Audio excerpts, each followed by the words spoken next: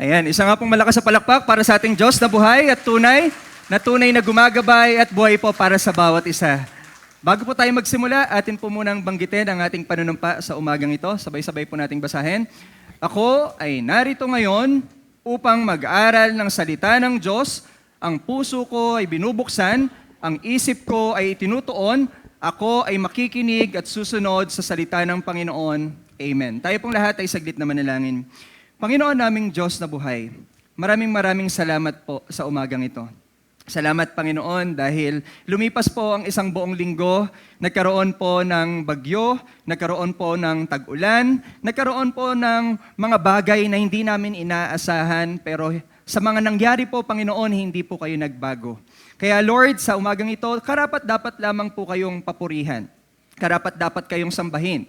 At karapat-dapat lang, Panginoon, na kami po bilang inyong mga lingkod at bilang inyong mga anak ay makikinig at susunod sa inyong pong mga utos po sa amin. Lord, as we come to you this morning, dalangin po namin na ang aming mga puso ay pakalinisin ninyo. Lord, kung meron kayong mga nakikitang karumihan ngayon sa aming mga puso't isipan, ito man po, Panginoon, ay mga bagay na nagawa namin or hindi namin sadyang nagawa. Kasalanan ito, Panginoon, maliit man ito or malaki sa aming paningin, kami po ay patawarin ninyo dito. Linisin nyo nga po kami, Panginoon, upang maging malaya ang banal mong spirito sa pangungusap po sa amin. Lord, we know na meron ka pong plano. At ang plano mo ngayong umagang ito ay pangusapin kami. At ang plano mo, Panginoon, baguhin kami at i-encourage kami na magpatuloy patungo po sa kalooban nyo. We offer you this morning and we bring back to you the highest honor and glory in the name of Jesus Christ we pray. Amen and amen. Praise God. Tayo pong lahat mga kapatid ay makakaupo na po. Ayan, so dahil lumipas ang isang buong linggo, kamusta po ang bawat isa? Naapektuhan po ba tayo ng flood control ay ng bagyo? Mali pala ako, sorry po. Naapektuhan po ba tayo ng dumaang bagyo? 'Di ba? Isang linggo po na dumaan ng bagyo. Actually, hindi nga lang isang linggo eh. 2 buong linggo. At maraming naging masaya na mga estudyante kasi suspended ang klase. Marami rin namang hindi naging okay ang pakiramdam, ang sitwasyon. Kasi sila po ay naapektuhan ng bagyo pong dumarating. And di ba kapag nakikita natin at nalalaman natin na may mga storms or low pressure area na pumapasok po sa Pilipinas, marami na po sa atin dito ang naghahanda. Marami na sa atin dito mga kapatid ang medyo kinakabahan kasi baka tumaas na yung mga baha doon po sa lugar po nila. Di ba? Last Wednesday, nag-announce si Pastor Joe, nakita ko yung sample ng low pressure area na papasok sa atin. Paki-next slide nga po mga kapatid. Ayan, nandyan yan eh. Ayan, so nakita ko yung mga sample po, mga kapatid, ng low pressure area na pwedeng pumasok sa atin. At kung titignan natin, napakalaki po niya at talagang kapag pumasok siya sa loob ng Pilipinas, halos hindi na po makita ang bansa natin. And because of that, sa mga bagay na nakikita natin, pwede po tayong magkaroon ng pakiramdam na ito na naman, bagyo na naman, meron na namang sakuna, maghihirap na naman ako sa pagdadaspan ng tubig na papasok sa aming bahay. Ito na naman. Alam niyo po mga kapatid, these things we cannot change. Nangyayari po talaga to. Di ba? And it's part of our seasons. May iba't ibang seasons sa iba't ibang bansa na nangyayari at hindi po talaga natin ito mababago. At dahil hindi natin ito mababago mga kapatid, it's just the matter of our hearts and ng buhay natin kung paano tayo magre-respond sa mga bagay na to. Alam niyo po, it's easy to say, I trust God when everything is going well. Di ba? Lalo ngayon, maaraw na ulit, masaya na ulit, nakakapasyal na tayo, hindi na nababasa yung sapatos. It's easy to say, I trust you Lord, I praise you Lord, when everything is going well. Pero kapag paano, dumating ang different storms in our lives. Diba? But what happens when someone hurts you? Diba? But what happens when our plans fail? Yung bagyo sa buhay natin, hindi natupad yung plano. Bagyo sa buhay natin, may nakasakit sa atin. Or kaya naman, bagyo sa buhay natin, mga kapatid, our money becomes tight. Diba? Walang-wala na tayo, wala na tayong malapitan, wala na tayong makapitan, or our prayer seems unanswered. And we don't know what will happen next. Di ba? Ang daling sabihin na I trust you, Lord, kapag okay ang lahat. Pero paano kapag dumating ang lahat ng mga bagay na to? Alam niyo po mga kapatid, difficult circumstances reveal how we are walking with Christ. Nangyayari to para ipakita kung paano ba tayo naglalakad at sumusunod kay Kristo. Alam niyo po, kung walang bagyong dumating, hindi natin malalaman na may mga kailangan pang ayusin sa mga drainage natin.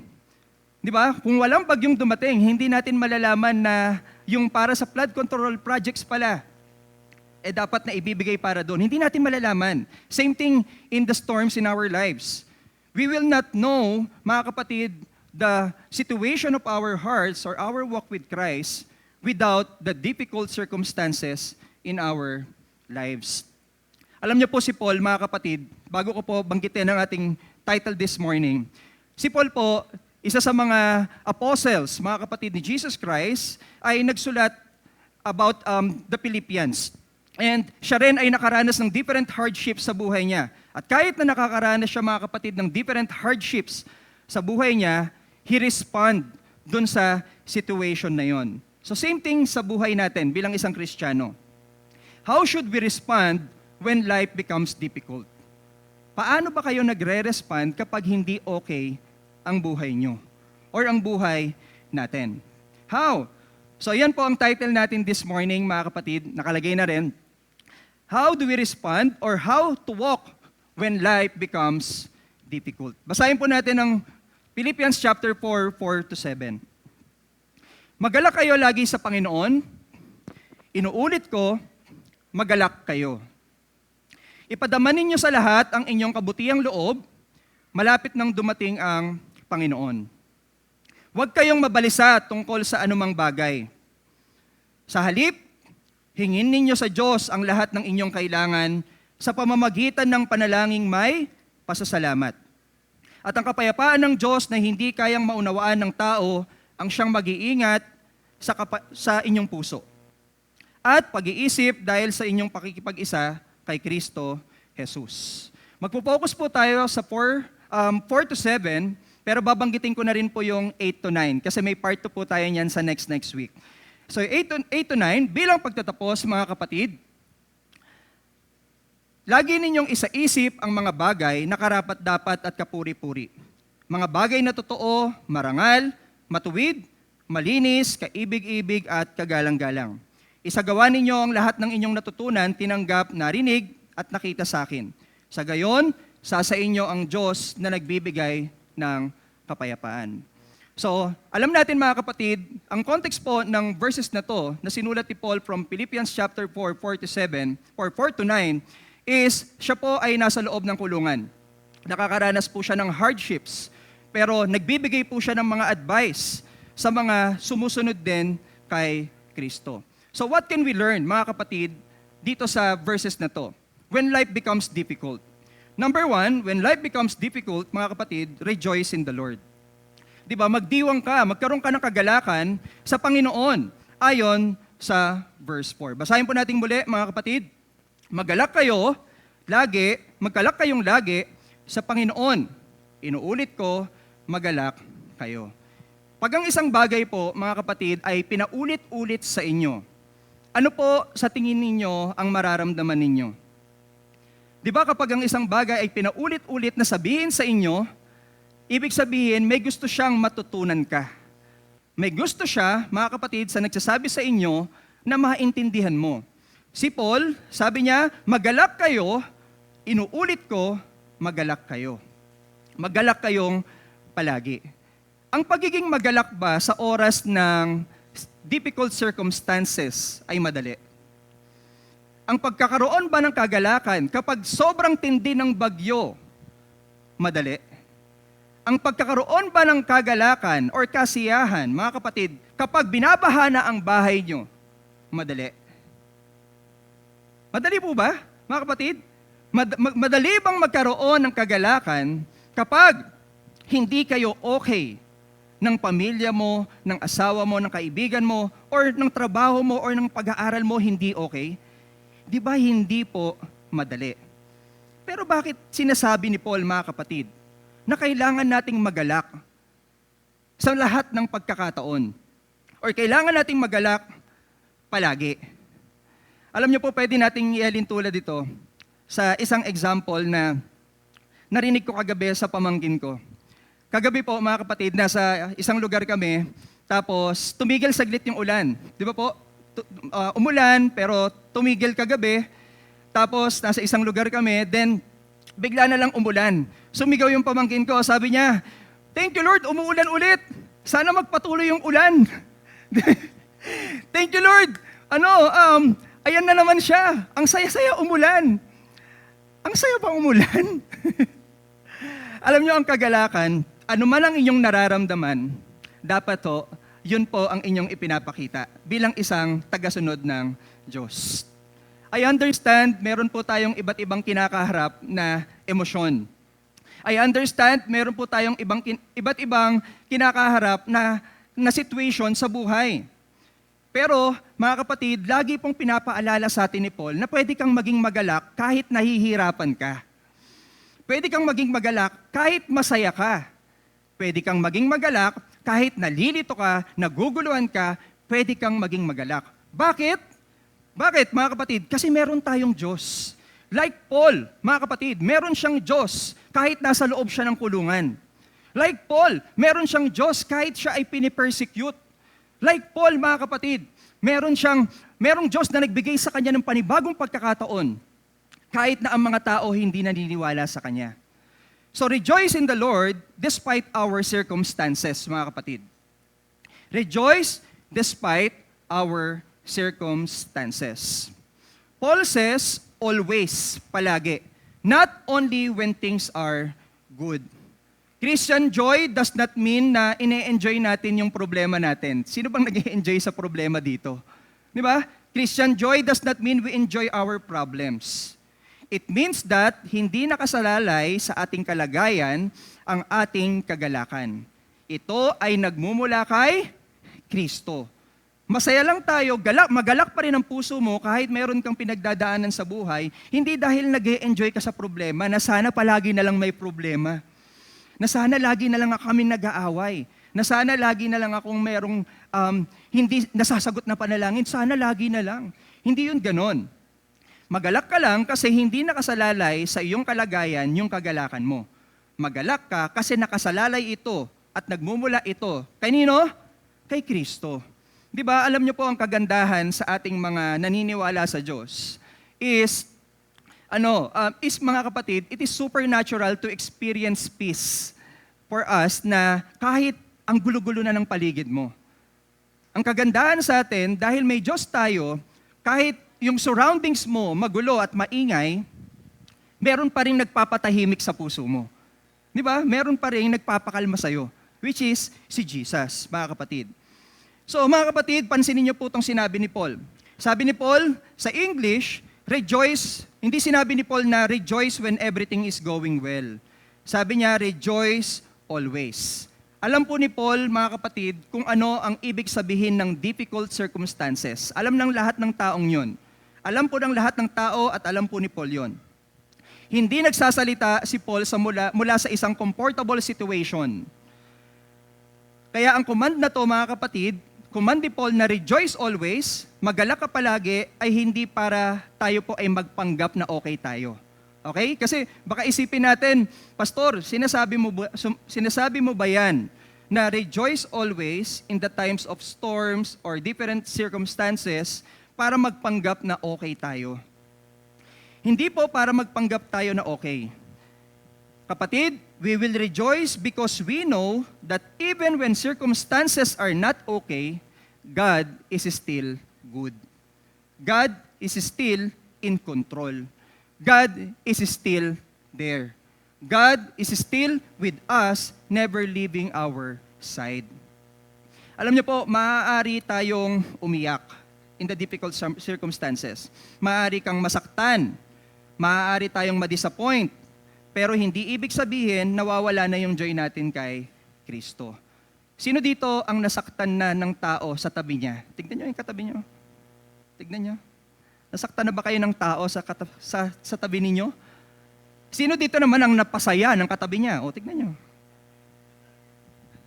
Bakit tayo yung tumingin? Parang wala sa choices, ano? Mga kapatid, ano man ang nararanasan mo na different emotions, yung joy na binibigay ni Kristo, it is something that the people will not understand. Ibibigay sa iyo ito ng Diyos if you rejoice in the Lord always. Alam niyo po, even at the times that our prayers are not answered, pwede ka pa rin mag-rejoice. Di ba? Halimbawa, nagpipray ka for the job that you have been praying for how many months, pero walang sagot. Hindi ka natatanggap, hindi ka nakakapasa. Pag sinabi sa'yo ng interviewee, ang ganda-ganda ng ginawa mo, ang ganda ng sagot mo, ang ganda ng paliwanag mo, feeling mo, papasa ka, tapos sasabihin sa'yo, tatawagan na lang kita. Di ba? Ang hirap marinig yung word na tatawagan ka na lang. Or babalikan kita. Or ilalagay ko na lang yung resume mo dito at babalikan ka. Di ba? Ang hirap, pero pwede kang magkaroon ng joy. That God is still in control. Pwede mong sabihin kay Lord, Lord, I don't understand. It doesn't make sense, Lord. But I know, Lord, you are still good. But I know, Lord, God is good all the time, and all the time, God is good. Di ba? All the time, God is good. So we can rejoice in the times, mga kapatid, na mahirap ang situation. And mga kapatid, kung sa iba naka-anchor yung inyong pananampalataya, if sa iba nakatanim yung pananampalataya po natin, let's say sa finances may fail you. Your family may fail you. Your dreams may fail you. Your plans may fail you. Your desires may fail you. Kung doon naka-anchor yung ating pong mga pananampalataya, expect that you will be disappointed. Expect that you will not experience this joy that we are talking about. Kapatid, kung doon pa nakalagay ang inyong pananampalataya, put your anchor in Christ. Ilagay nyo yung, alam nyo po ba yung anchor? Paki-next slide nga po, mga kapatid, please. Yung anchor na yan, ginagamit yan ng mga malalaking ship. Mga kapatid, binabato nila kapag sila ay titigil na. Kapag sila, mga kapatid, ay titigil na sa isang lugar. So nilalagay nila yan para kahit anong shake or wave ng dagat, hindi sila aalis doon sa situation nila. So kung gusto mong maranasan yung joy, kung gusto mong maranasan yung peace that we are talking about right now, put your anchor in Christ. Ilagay mo para anumang wave sa'yo ni Satan, anumang push sa'yo ng temptation and sins, you still have the joy na ibibigay ng Diyos. So mga kapatid, when something goes wrong, don't only ask, bakit laging ako? Karapat dapat ko ba itong maranasan? Parang, Lord, ginawa ko naman yung the best ko for you Lord, every day, every week, nagsisimba ako sa day-by-day bikutan, pero bakit parang laging ako? Ako yung nakakaranas na to. Instead of saying and asking, Lord, why me? Sabihin natin, sa kabila ng lahat, ano pa rin ang maaari kong igagagalak dahil kay Kristo? Sa kabila ng lahat ng nangyayaring to, ano kaya yung pwede ko pang ikagalak dahil kay Kristo? Siguro pwede mong maisip bigla, last year, naalala ko, meron akong isang kaibigan na biglang lumapit sa akin sa mga pagkakataong namumblema ako. Pwede mong ikagalak yon. Alam nyo, hindi masama na minsan, i-reminisce mo yung ginawa ni Lord for you. Hindi masama minsan na balikan mo kung paano siya naging mabuti sa'yo. Hindi masama minsan, mga kapatid, na balikan mo on how good God is for you. Ang masama, may babalikan ka, tapos gagamitin mo yung bagay na yon para magalit sa iba. Yun ang masama. Pero kung gagamitin mo yung bagay, yung past, to remember how good God is for you, mga kapatid, maaalala natin yung kagalakan na pwedeng ibigay ng Diyos sa atin. So mga kapatid, maybe nawala ang opportunity for you, pero nandyan pa rin ang Diyos. Maybe may problem sa family mo, pero hindi ka iniwan ng Diyos. Maybe hindi natin alam ang next step, pero alam ng Diyos kung ano ang susunod na gagawin niya for you. So rejoice in the Lord. Rejoice despite our circumstances. Not just that, mga kapatid. Rejoice because of our relationship with Christ. Are you happy that we have this relationship with Christ? Magsabi nga ng amen. Alam nyo, nung ako po ay single pa, at nililigawan ko pa lang yung asawa ko, at nung naging kami, Ako po yung pinakamasayang tao sa buong mundo. O, may tanong ako sa inyo. Direlate ko lang yun ha. Hindi ito patungkol doon. Sa mga may asawa dito, nagagalak ka ba na yung asawa mo na pangasawa mo? Nagkaroon kayo ng relationship.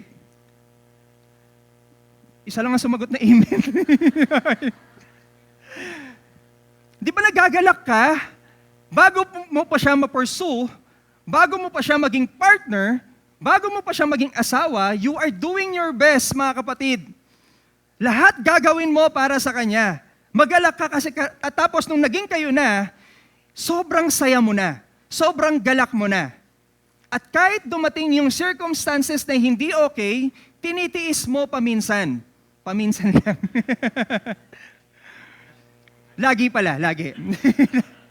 Mali pala yung word ko, patay ako.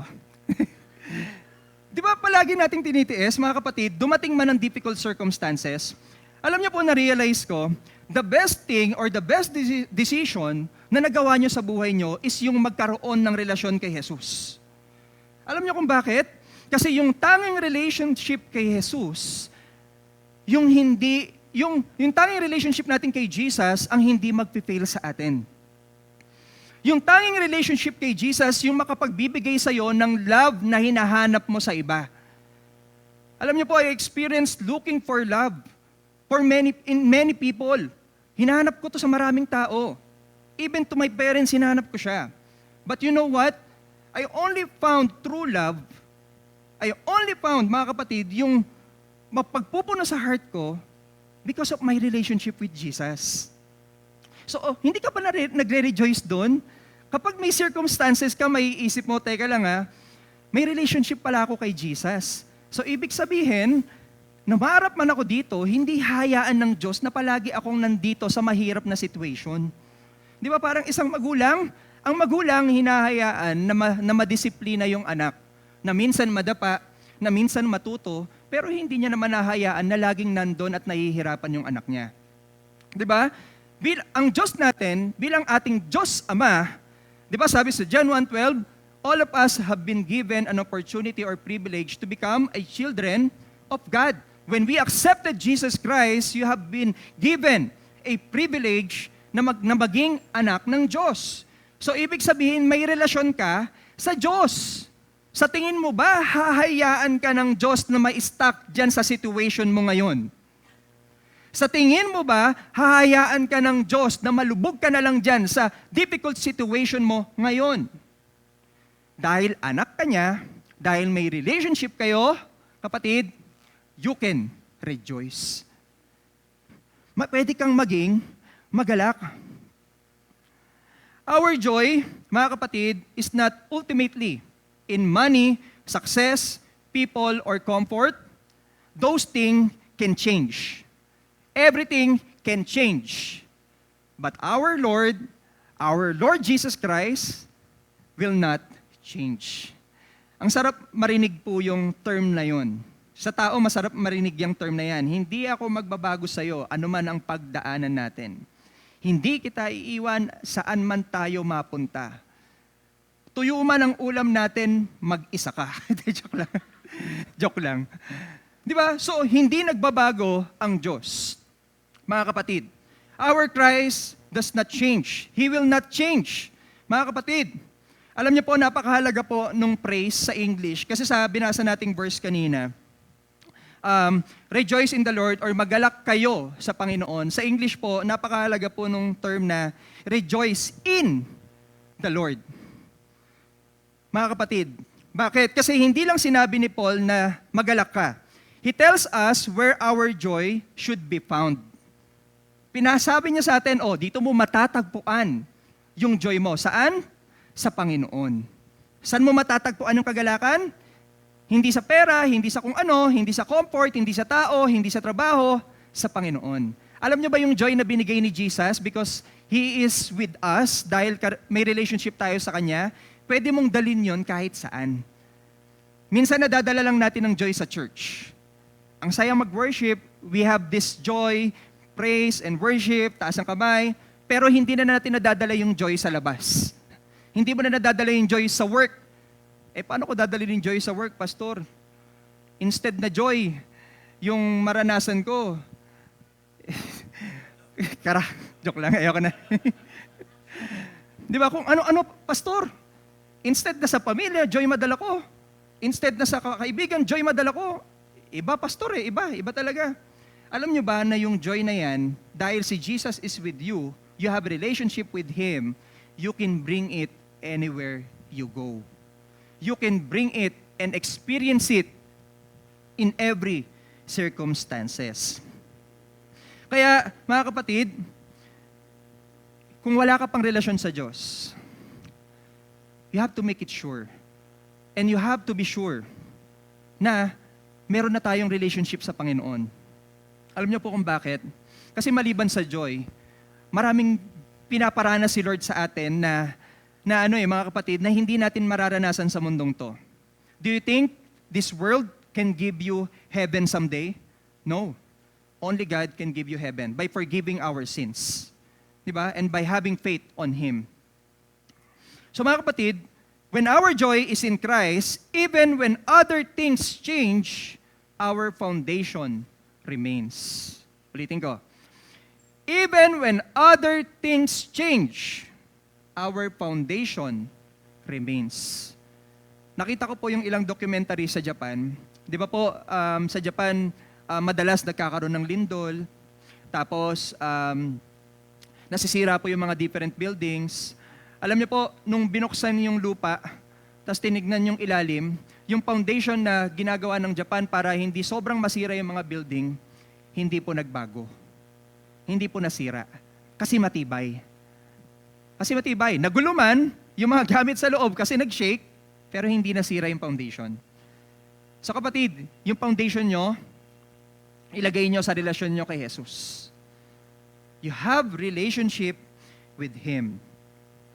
So if your happiness depends on people approving of you, criticism will steal your joy.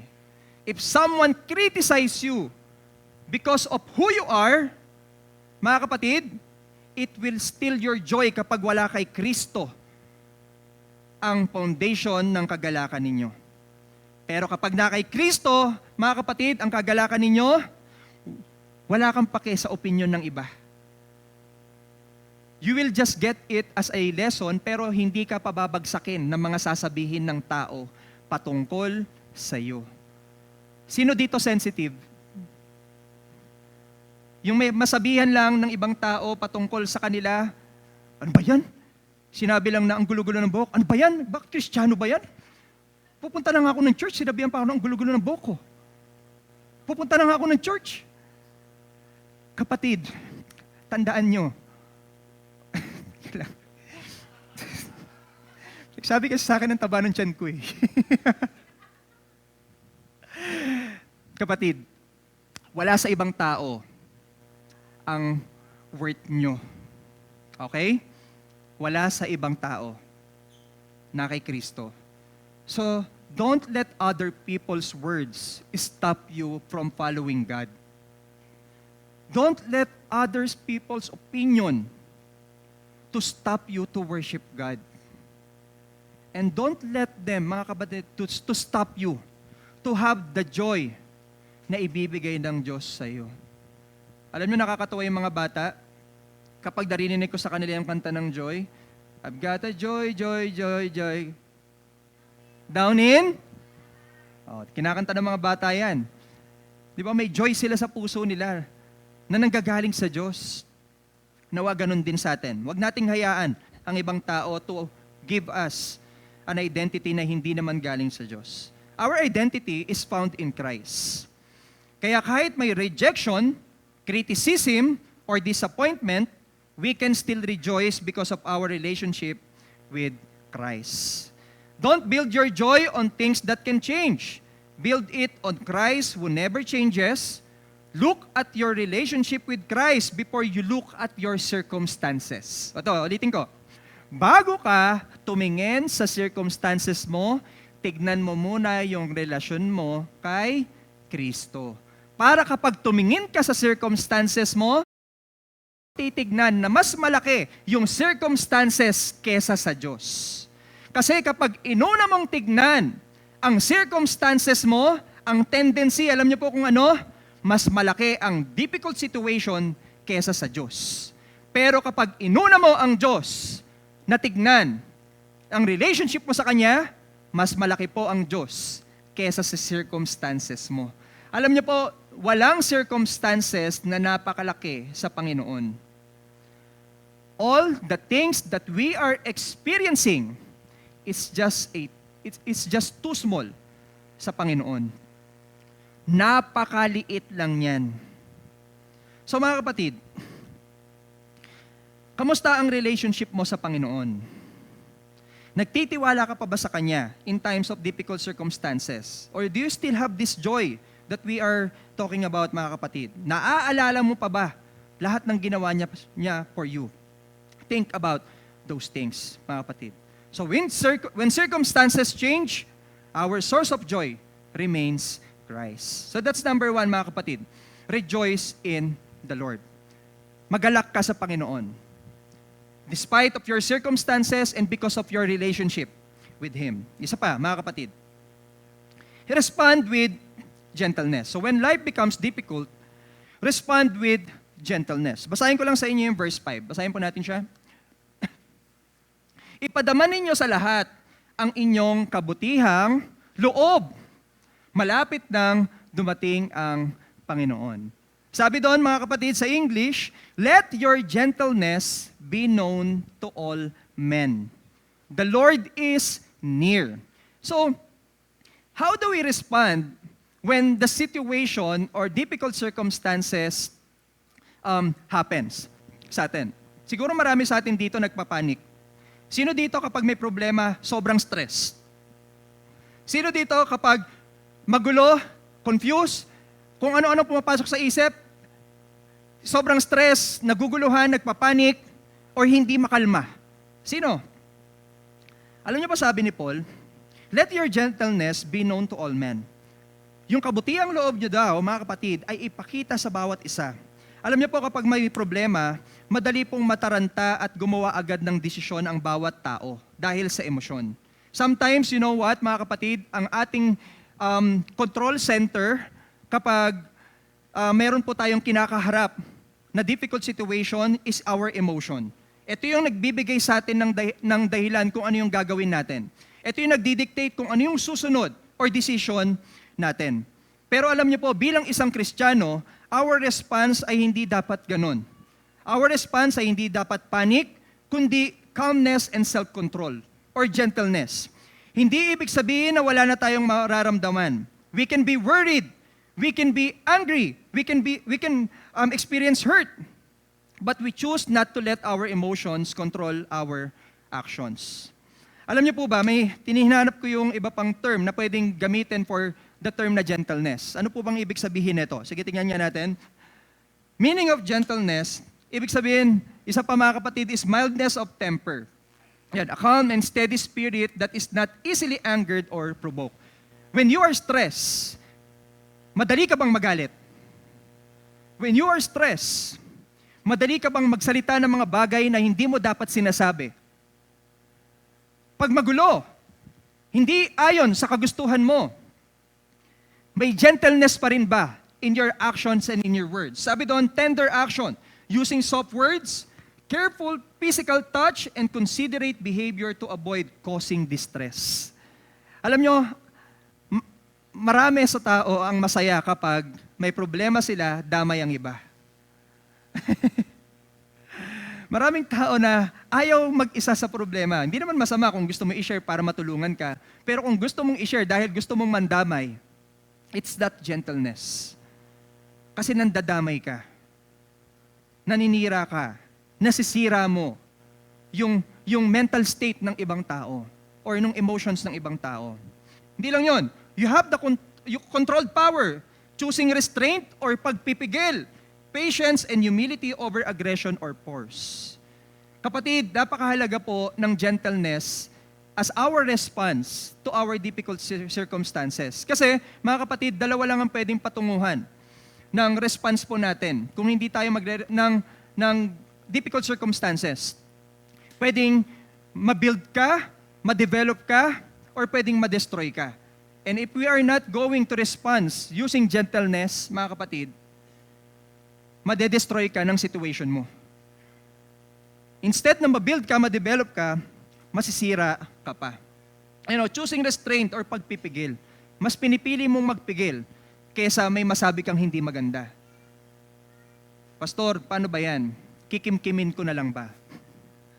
Kasi ang sa akin ng iba, parang baka sabihin kikimkimin. Hindi mo kikimkimin, pero pipiliin mo yung sasabihin mo. Minsan kasi hindi na natin pinipili yung sasabihin natin, basta masabi lang natin yung nararamdaman natin. Kapatid, it's not okay na dahil hindi ka okay, lahat ng gusto mo, sasabihin mo na kahit hindi na maganda. You still have to choose what will you say. Pipigilan mo yung mga bagay na hindi maganda. Pipiliin mo yung mga bagay na makakatulong sa tao na kasama mo. So mga kapatid, minsan gentle tayo or napapakita natin ng ganitong bagay kapag okay lang tayo. Pero sabi ni Paul, mga kapatid, let our gentleness be visible. Alam nyo, ang ganda ng sinabi ni Paul dito, na let your gentleness be known to all men. Yung kabutihang loob, ipakita mo daw sa lahat ng tao. Ang hirap nun, no? Difficult yung circumstances, pero kailangan mapakita mo pa rin yung kabutihang loob. Yung gentleness na pinag-uusapan pa natin dito. Alam niyo po, ito ay hindi inutos ni Paul because gusto niya lang. Ito ay hindi inutos ni Paul dahil command niya lang. Kasi inutos niya po ito because Paul knows, mga kapatid, na when people saw us respond properly in the times of difficult circumstances and we respond with gentleness, makikita rin po nila si Kristo sa atin. Alam niyo po ba na gentleness is one of the fruits of the Holy Spirit, mga kapatid? And if this fruit of the Holy Spirit ay hindi nakikita sa inyo, do you think they will believe that they can see Christ in you? Do you think they will believe that you are already a follower of Christ? Do you think they will believe that you are going to church every Sunday or reading your Bible? They will not believe. Mga kapatid, mga kapatid, hindi basta naniniwala ang tao kapag wala silang nakikita. They will not believe Jesus Christ. Even si Tomas nga noon, hanggat hindi niya nakikita si Jesus, mga kapatid, hindi siya maniniwala. What more yung tao ngayon? Yung tao noon, nakasama na nila si Jesus. Pero ngayon, si Jesus, in the Spirit and in truth, hindi pa nila nakikita physically. Sa tingin mo ba maniniwala sila kung hindi naman nakikita sa atin? So it is very important, mga kapatid, that they will see gentleness in our response sa mga difficult circumstances. Our response becomes a testimony. Maaaring hindi alam ng tao ang Bible verse na alam natin, pero makikita nila si Kristo sa atin. Okay? Maraming tao ang hindi alam ang mga Bible verses, but they can see Christ in you. Sa paraan ng pagsasalita natin, sa paraan ng pakikipagtungo, sa paraan ng pag-handle natin ng conflict, they will see Christ in you. Alam niyo po, it's easy to be kind when someone is kind to us. Ang sarap maging mabait sa taong mabait. At ang sarap maging halimaw sa taong halimaw. Di ba mga kapatid? It's easy to be kind when someone is kind to us. Pero, ang real test, mga kapatid, is how we respond when someone is not good to us. And if the situation is not according to our plan. Alam niyo po, kapag dumating ang bagyo, ang sakuna, or kaya naman kapag dumating ang difficult circumstances sa inyo, iba-ibang difficult circumstances natin. Maaaring mayroon sa atin ditong may sakit. Maaaring meron dito sa atin na emotional not okay. Maaaring mental state, it's not okay, yung mga pinagdadaanan natin. Pero alam niyo po ba, kapag dumating ang difficult circumstances natin, para siyang pressure cooker. na kapag dumating yan, marireveal niya kung ano yung nasa loob mo. Di ba? Sino dito nasabugan na ng pressure cooker? Nasubukan niyo na ba mag-pressure cooker? Parang ganito yan eh. Tingnan niyo nga po to. Ako po nasabugan na ako. Pero hindi ako yan. Sino dito nasabugan na ng pressure cooker? For sure, marami sa atin dito nagpi-pressure cooker para mapalambot yung mga baka na ininilaga natin or gagawin nating bulalo. Di ba? Ang pressure cooker po, kapag po ito ay pressured na, sobrang tagal na, pag ito ay sumabog, lalabas po kung ano yung nasa loob niya. Alam niyo po, ganun din sa atin. Kung si Kristo ay nasa loob ninyo, tapos, mga kapatid, kung gentleness ang pinapairal nyo sa damdamin nyo pa lang at sa isip nyo, when pressure comes, lalabas sa inyo yan. Kaya kapag dumating ang pressure, subukan nyo i-pressure yung mga kapwa nyo katabi. Subukan nyo i-pressure yung mga nasa tabi ninyo or mga kapamilya ninyo. Tignan natin kung ano ilalabas sa kanila. Kasi kung ano ang nasa loob mo, yun ang lalabas sa'yo. May kasabihan nga sila, at kung ano ang kabig ng dibdib, yun din ang buka ng bibig. Di ba? You cannot give what you do not have. Kung gentleness nasa iyo, masishare mo yan sa iba. Kung gentleness nasa iyo, mga kapatid, mapapakita mo yan sa kanila. So, in the difficult circumstances, practice gentleness. Practice these things. When pressure comes, don't just ask, why is this happening? Itanungin natin si Lord, what is my response revealing about my heart?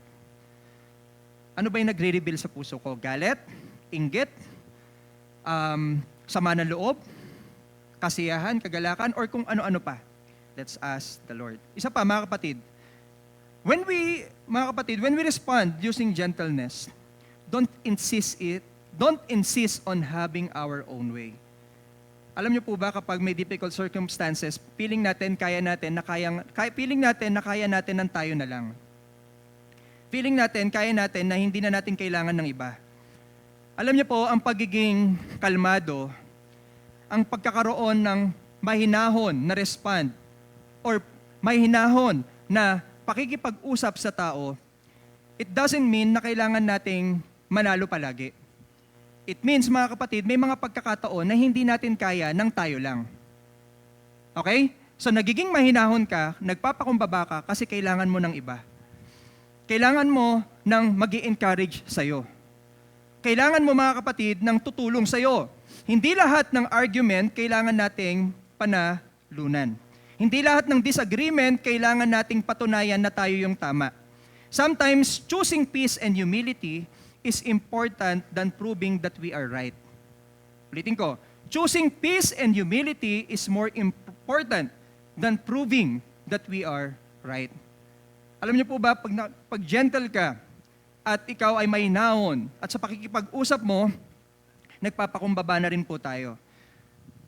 Mga kapatid, kung sa Biblia, may mga tao na binibigay ang Diyos para makatulong nila, tayo rin po ganun. Si Adam, may Eve. Hindi niya kaya na mag-isa. Si David, may Jonathan. Sino pa ba? Mga kapatid, si Abraham, may Sarah. Even Jesus, may disciples. Si Paul, may Timothy. Kapatid, kailangan natin ng tao rin sa paligid natin. Don't insist it on having your own way. Kailangan natin ng tulong ng iba para rin po tayo ay lumago. Kapatid, sa ministry natin, sa marriage natin, sa work natin, yung bawat small disagreement, pwede pong maging major conflict. So instead of having an argument, tignan din natin, baka meron din silang maitulong sa atin. Tignan din natin, mga kapatid, baka meron ding maibigay na makakadevelop sa atin. Hindi lang yun, mga kapatid. Let your gentleness be visible or respond with gentleness because, eto, tignan nyo ho to. Remember that the Lord is near. Remember that the Lord is near. Sabi ni Paul, let your gentleness be all known to men. Because the Lord is at hand. The Lord is near. Kapag ang isang bata ho ay nasa isang tahanan nag-aaway silang magkapatid, nagkakagulo, nagtuturuan kung sino maghuhugas ng plato. Kapag alam na nilang malapit nang dumating ang kanilang tatay, titigil po yan. Saan? Sa kaguluhang ginagawa nila. Alam nyo, ganun din tayo. Minsan, we are complacent. Complacent po tayo na hindi na natin iniisip na marapit nang dumating si Lord, so everything that I will do, it's okay. Everything na response ko, it's okay. Everything, mga kapatid, na iisipin ko at mararamdaman ko, hayaan ko na lang. Kapatid, nagiging kampante na tayo at nakakalimutan na natin na malapit nang dumating si Lord. Ang tanong, malapit nang dumating si Lord, pag dumating siya dito, ano ang ginagawa mo? Ano ang mga reactions mo? Ano ang response mo? Ano ang nasa isip mo? Ano nasa puso mo? Ano ang mga lumalabas sa bibig mo? Pag dumating siya bigla dito, are you 100% sure, mga kapatid, that you will also go to heaven with Him? Mararapture ba tayo? Mapapracture ako, Pastor, pero hindi ko alam kung mararapture ako. Kapatid, we need to remember that the Lord is coming very soon. Hindi po natin to minsan nabibigyan ng pansin, pero this is a very serious thing that we have to remember. Bakit? Maraming signs na binigay si Lord for us to remember na malapit na siyang dumating. May mga sakuna, may mga gera, may mga false prophets. Mga kapatid, napakaraming signs, but we are not looking at it. But Paul says, the Lord is near. Kailan pa ba ito sinulat ni Paul? This is 2,000 years ago or less than years ago, 1,000 years ago. Pero ngayon, mga kapatid, malayo na yung taon na lumipas. Paalala pa rin sa atin to. We need to remember, mga kapatid, when difficult circumstances happen, respond with gentleness because the Lord is coming very near. Nakikita ng Lord yung ginagawa natin. Mga kapatid, so before sending or before responding, mga kapatid, not in gentleness, let's pause for a while. Let's pause for a while. Lord, I know that you are coming very soon. Lord, teach me how to respond like you. Teach me, Lord, what to do. Teach me, Lord, kung ano ang gagawin ko. So kapatid, tandaan niyo malapit nang dumating ang Diyos. Kung ang kamag-anak nga natin na galing ibang bansa, tapos nalaman natin malapit nang dumating, naghahanda ka. Di ba? Merong lumpia, merong spaghetti, or minsan pa kahit isa lang yung inimbita na pumunta ng airport, buong kamag-anak pupunta ng airport para sunduin. Kasi alam nilang malapit nang dumating. Di ba? Sino dito nakaranas, mga kapatid? Umuwi yung kamag-anak na isa lang yung inimbita para sumundo. 20 pamilya sumundo. Kasi excited sila. Di ba? Kasi alam nilang malapit nang dumating. At alam nila na ang kanilang kamag-anak, kapag dumating, kakausapin at kakamustahin sila. So same thing with you. Malapit nang dumating ang Diyos, so be excited about it. So when difficult circumstances happens, sabihin na lang natin, saglit lang to. Itong nararanasan ko ngayon, panandalian lang. Saglit lang to, many years lang to, siguro taon. Alam niyo po ba, mga kapatid, even me, I experienced 10 years suffering in one thing that I am praying for. Pero sabi ng Diyos, saglit lang. Yung 10 taon na yon, saglit lang talaga. At sinagot pa rin ng Lord yung mga panalangin ko after 10 years. Saglit lang yung mga bagay na yan na nararanasan mo. Remember that the Lord is near. Respond with gentleness in difficult circumstances. Isa pa, mga kapatid, how to walk when difficult times happen, mga kapatid, respond through prayer. Respond through prayer. Sabi ni Paul sa verse 6, mga kapatid, basahin natin. Huwag kayong, sabay-sabay, 1, 2, 3, go!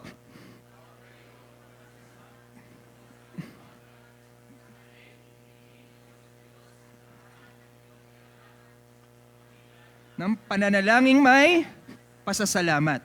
Ano sabi ni Paul? Huwag ka daw mabalisa. Sa English, do not worry about anything. Isa pa, do not be anxious for anything. At anong kailangan mo daw gawin? Sabi ni Paul, manalangin ka. Ipanalangin mo lahat. At sa pananalangin mo, mga kapatid, magpasalamat ka. Pray about everything na sinasabi ni Paul, mga kapatid, is not just for big problems. But even in the smallest things na minsan nakakalimutan na nating ipag-pray mo. Minsan nakakalimutan na nating ipag-pray, mga kapatid, yung mga maliliit na decision natin sa buhay. May nakita po ako, mga kapatid, na malapit na naman ang August 30, magkakaroon na naman ng sale ang bawat mall, ang bawat Shopee, ang bawat TikTok. Are we still praying for the things na pinuperso natin kahit maliit pa yan? Kahit yung mga sinashop lang natin, are we praying for it? Or even yung mga bagay na binili mo sa ukay-ukay, pinagpipray mo rin ba yung bagay na binili mo? Alam nyo, minsan nakakalimutan na nating ipag-pray kahit yung mga maliliit na bagay. Sabi ni Paul, pray about everything. Ipanalangin mo lahat. Pastor, lahat talaga? Seryoso? Sabi ni Paul, lahat. Alam niyo po, minsan nagpray ako ng patungkol sa mixer. Yan, nagpray ako patungkol po sa mixer. Kasi sa Batangas, bumili rin kami ng mixer para po na gagamitin namin doon. Dahil nasira yung mixer namin. Then mga nakita kong mixer ay hindi po ganun kamura. Mga 30,000, mga 27,000 pataas, yung mga pababa, yung mga madali talagang masira. So sabi ko, Lord, bigyan mo naman kami ng mixer na maayos, yung mura lang. Tapos yung talagang kaya ng budget namin, yung magagamit talaga namin para sa church, Lord. Alam niyo po ba, yung simpleng bagay na yon na kala lang natin baliwala, yung mixer, kala natin baliwala. Alam niyo po ba, nung pumunta kami doon sa pagbibilan, ang original price is 27,900. Nung morning na yon, tinignan ko yung price, 27,900. Pagpunta namin doon sa isang lugar, sa pupuntahan namin na pagbibilan, pagdating namin doon, tinignan ko ulit yung price sa website. Bumaba yung price ng 22,400. Hindi lang yon. Pagkakausap ko doon sa tao na pagbibilan ko, sabi niya, sir, 27,900. Sabi ko, sabi po sa website, ganito daw yung price bumaba na. Sige po, sir, check ko. Pag-check niya ulit dun sa computer nila, alam niyo kung magkano na presyo? 21,400 na lang. Anong gusto ko sabihin? Bumili rin kayo ng mixer? Hindi. Ang gusto kong sabihin, even the smallest things, you have to pray for it. Alam nyo, nakakalimutan na natin na kahit yung maliit na bagay, galing din sa Diyos Akala natin, yung malalaking bagay lang ang galing sa Diyos. Even the smallest things, galing din sa Kanya. At kapag ang Diyos nakikita sa iyo na kahit maliit na bagay hinihingi mo sa Kanya, do you think God will not give to you kung ano man ang hinihingi mo na according to His will?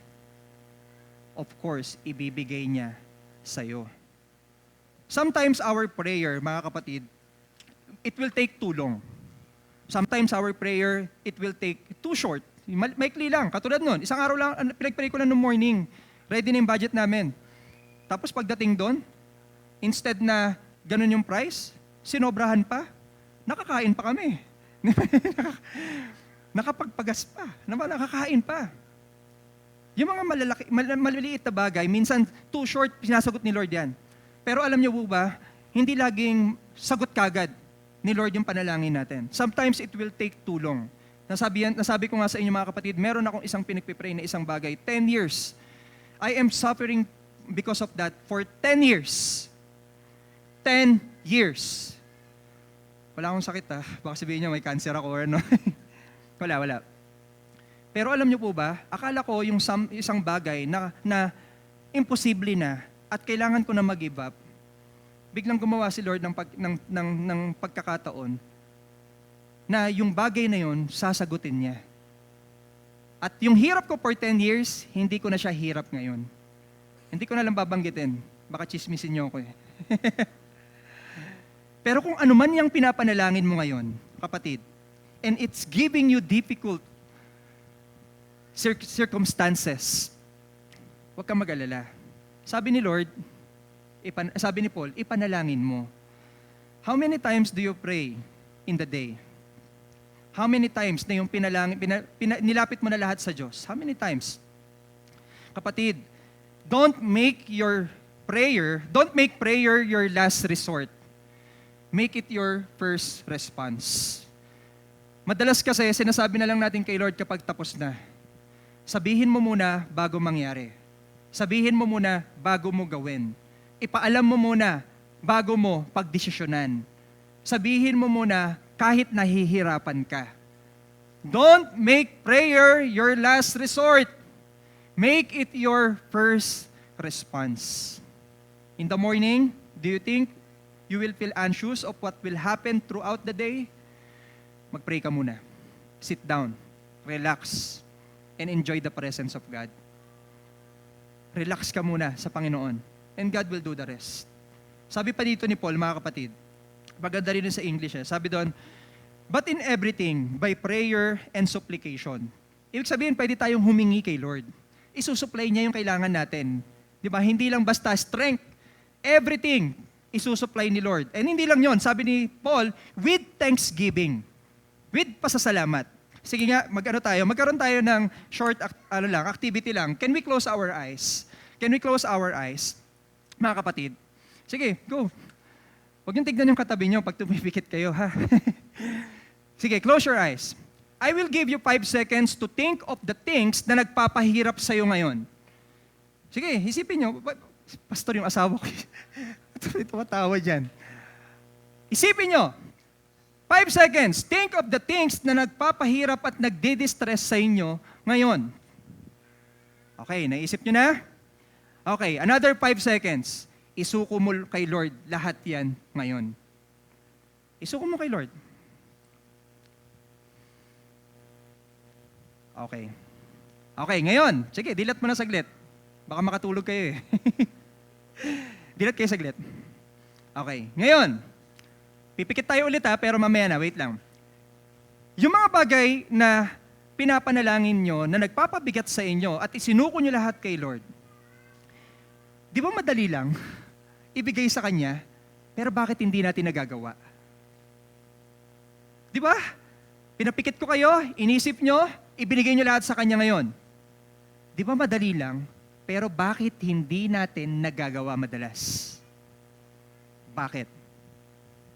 Kasi napapairal yung sarili nating kagustuhan. Pairalin mo na hindi mo kayang kontrolin ang lahat at kailangan mong ibigay sa Kanya lahat yan. Kaya nga sabi ni Jesus, mga kapatid, cast to me all your burdens and I will give you rest. O sige, pikit tayo ulit ngayon. Pikit tayo ulit. Pikit. Saglit lang ha, wala matutulog.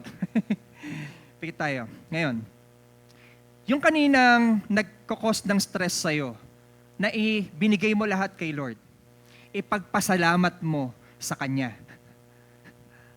Go, 5, 4, 3, 2, 1. Okay. Sinong nagawa? Nagpapasalamat ka ba na may nagkakos ng stress sa'yo? Nagpapasalamat ka ba dun sa mga pinalalangin mo ngayon? Sabi ni Paul, with thanksgiving.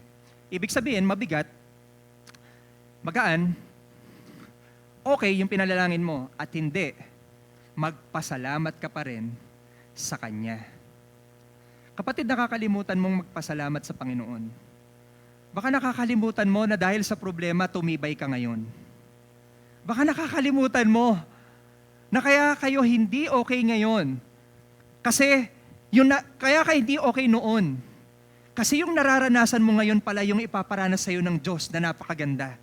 Na kaya pala hindi natupad yung plano mo noon, na dapat pinagpasalamat mo, kasi may mas maganda pang plano pala si Lord sa'yo ngayon. Yung mga bagay pala na pinagpipray ko noon, kaya hindi nagsasagot si Lord ng yes, at sinagot niya lang ng no, na dapat palang pinagpasalamat mo, kasi meron pa siyang mas better na ibibigay sa'yo. Kapatid, in all the things that we are experiencing, difficult or not, give thanks to the Lord. Alam niyo, napakabuti ng Diyos. Magpasalamat ka dahil buhay pa tayo ngayon. Magpasalamat ka dahil natapos yung bagyo nakaupo ka ngayon at nakikinig sa Kanya. Magpasalamat ka dahil dumilat pa yung mata mo. Magpasalamat ka dahil mayroon ka pang hangin na nare-receive. Magpasalamat ka dahil yung pamilya mo nandyan for you. Magpasalamat ho tayong lahat. Present our specific requests to God, mga kapatid. At kung ano man ang sagot, give thanks sa Panginoon. Alam niyo po, nakakatuwa kasi ito pong pinag-aaralan natin ngayon ay iisipin natin na para bang common. Kasi alam ko na yan, pastor eh. Pero alam niyo po ba, sa bawat pag-aaral natin ng salita ng Diyos, lagi siyang may bagong nire-reveal sa'yo. So ano bang nire-reveal sa'yo ng Panginoon ngayon? Do you have the heart na hindi gentle? Do you have, mga kapatid, a response na hindi nagre-rejoice? Or do you have a reaction na hindi muna nagpipray bago ko gawin ng mga bagay sa paligid ko? Kapatid, this morning, the Lord wants to remind us that He is always there for you. Natapos po yung bagyo, nandito pa rin siya. May bagyo noon, nandun pa rin siya. Okay ka ngayon, nandyan pa rin siya. May sakit ka ngayon, nandyan pa rin siya. Wala kang sakit ngayon, nandyan pa rin siya. Meron kang panalangin na ang tagal sagutin, nandyan pa rin siya. God is always there for you. So mga kapatid, as our conclusion, we may not control the storm, but we can choose how we walk through it because Christ walks with us. Ulitin ko. We may not control the storm, but we can choose how we walk through it because Christ walks with us. Tayo pong lahat ay saglit na manalangin. Panginoon, maraming salamat po sa inyo. Maraming salamat po, Panginoon, sa umagang ito. Tunay, Lord, na there are different storms na nararanasan namin ngayon. Different circumstances, difficult or not, happy or not, according to our plan or not. Lord, situation may fail us. Situation can hurt us. Every situation, Panginoon, ay pwede kaming masaktan or ma-discourage. Pero Lord, thank you for this morning. Thank you for reminding us that we can still have joy with you. Na not because of the situation changes or nagbago na kagad, but because we have this relationship with you, our Lord Jesus Christ. Lord, I pray this morning, kung meron nagpapabigat sa puso ng bawat isa ngayon, I pray na bigyan niyo po sila ng kagaanan sa kanilang mga puso. Bigyan niyo po ng kapayapaan ang kanilang nararamdaman at bigyan niyo po sila ng kagalakan. Ayon man sa kagustuhan nila ang mga nangyayari sa paligid nila. O Lord, we thank you for what you did on the cross. For what you did on the cross, Panginoon, it shows that you are powerful, Panginoon. It shows that you are true. And it shows, O Lord God, na walang makakapag-overpower sa inyo. Because what you showed us, Panginoon, in the cross and with your resurrection, it is enough to trust you. It is enough to hold on to you. It is enough, Panginoon, para magpatuloy kami sa buhay namin ito. We thank you, Lord Jesus, for everything. Because of you, we have an assurance na hindi kami nag-iisa. And we have an assurance, Panginoon, na these things that we are experiencing right now is too short for you. Napakaikli lang nito, Panginoon. Salamat po sa inyo. One day in this earth is 1,000 years for you. Kaya Lord, help us. Be with us and encourage us, Panginoon. Sa bawat araw po ng buhay namin ito, nawa, Panginoon, maalala namin na hindi kami nag-iisa. Maalala namin, Panginoon, those things that are impossible to to give a solution. It is possible with you. Lord, we commit everything to you. We cast all our burdens to you because we know you are the one and only one who can give rest to us. Rest na pwede kami magkaroon ng peace and rest that our lives and our hearts can satisfy. We bring back to you, Lord Jesus, everything, all the praises, all the honor, and all the glory. In the name of Jesus Christ we pray. Amen and amen.